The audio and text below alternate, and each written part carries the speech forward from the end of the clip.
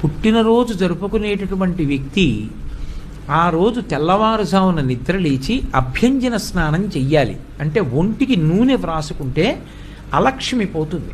ఆ నూనె అలదుకొని తలస్నానం చేస్తారు. చేసే ముందు పెద్దవాళ్ళు తల మీద నూనె పెట్టి ఆశీర్వచనం చేయడం, వెన్నుపాము నిమరణం ఆచారంగా వస్తోంది. ఆ స్నానం చేసిన తరువాత ఇష్టదేవతని ఆరాధన చెయ్యాలి. ఇంట్లో కులదైవం ఇష్టదైవం ఉంటారు.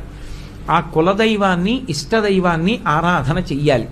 చేసిన తరువాత ఆవు పాలలో బెల్లం ముక్క, నల్ల నువ్వులు ఈ మూడు కలిపినటువంటి పదార్థాన్ని మౌనంగా తూర్పు దిక్కుకు తిరిగి కూర్చుని 3 మార్లు చేతిలో ఆచమనం చేస్తే ఎలా తింటామో అలా 3 మార్లు వేసుకుని లోపలికి పుచ్చుకోవాలి. పుచ్చుకున్న తర్వాత 7 చిరంజీవులు ఉంటారు.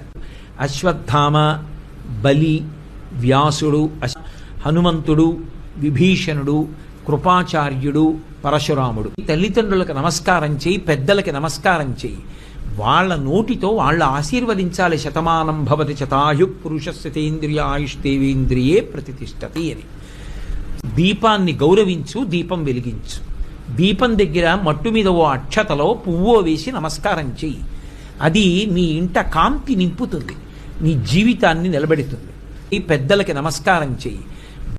చక్కగా అలా దేవాలయానికి వెళ్ళి నీ పేరు మీద పూజ చేయించుకో, ఈశ్వరుడి అర్చన చెయ్యి. అది పుట్టినరోజు చేసుకునేటటువంటి విధానం. Download ShareChat.